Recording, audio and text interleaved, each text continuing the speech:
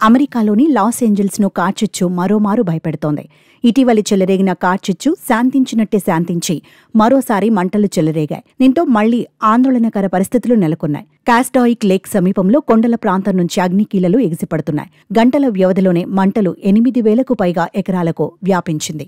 దీంతో ప్రభావిత ప్రాంతాల్లోని ప్రజలను అధికారులు ఖాళీ చేయిస్తున్నారు. కొన్ని గంటల వ్యవధిలోనే ఈ అగ్నికీలలు 39 చదరపు కిలోమీటర్ల మేర ఉన్న చెట్లను, పొదలను బూడిద చేశాయని అధికారులు వెల్లడించారు. తాజాగా కార్చిచ్చు మొదలైన ప్రాంతం ఇటీవలి అగ్నికి ఆహుతైన ఈటన్ పాలిసేడ్స్కు కేవలం 64 కిలోమీటర్ల దూరంలోనే ఉంది. ఈ ప్రాంతాల్లో మంటలు ఇంకా ఆరలేదు. దీనికి తోడు దక్షిణ కాలిఫోర్నియా నుంచి వస్తున్న బలమైన గాలులు మరింత ప్రమాదకరంగా మారాయి.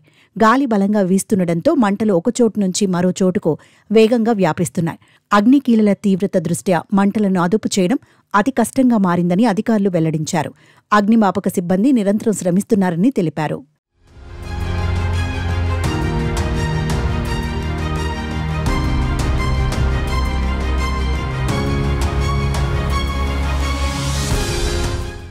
ప్రస్తుతం మొదలైన కార్చిచ్చుతో 50,000 మందికి పైగా ప్రజలు తమ నివాసాలను ఖాళీ చేసి సురక్షిత ప్రాంతాలకు వెళ్లిపోవాలని ఆదేశాలు జారీ చేశారు.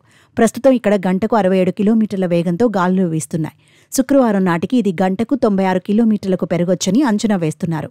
ఇప్పటికే విమానాలతో వాటర్ బాంబులను జారవిడుస్తూ మంటలను అదుపు చేసేందుకు యత్నిస్తున్నారు.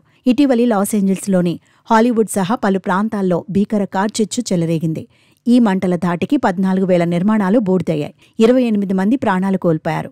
పాలిసేడ్స్లో మంటలను 68% అదుపు చేయగా ఈటన్లో ఫైర్ను 91% అదుపులోకి తీసుకొచ్చినట్లు అధికారులు చెబుతున్నారు. కానీ గాలుల కారణంగా ఇవి మళ్లీ తీవ్రమవుతున్నాయి.